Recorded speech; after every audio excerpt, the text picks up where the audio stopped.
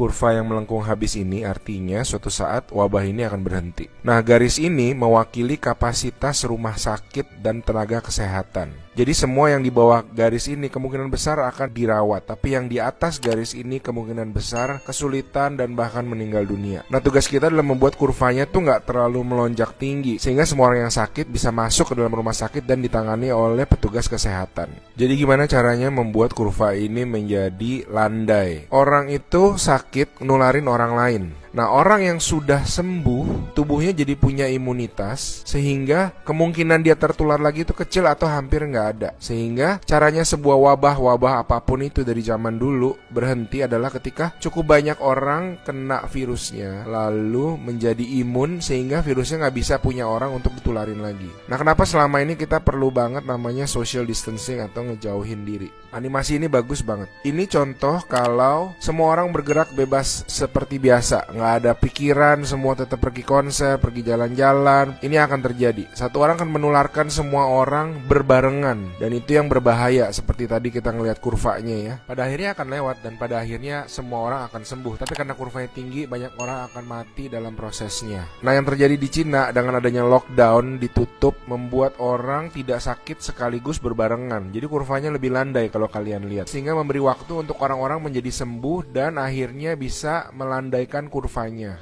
Nah, sekarang kita lihat kalau kita lakukan namanya social distancing, yaitu kalau nggak harus banget nggak usah pergi keluar, kalau nggak penting-penting banget nggak usah ketemu temen, nggak usah ada social function, semuanya ditunda dulu. Kita lihat apa yang terjadi.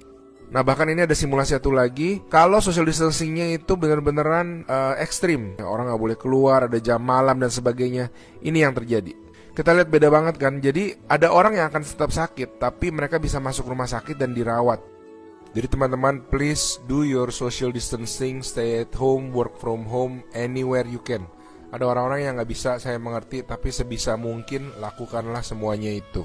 A good way of doing it is to imagine that you do have the virus, yeah, and change your behavior so that you're not transmitting.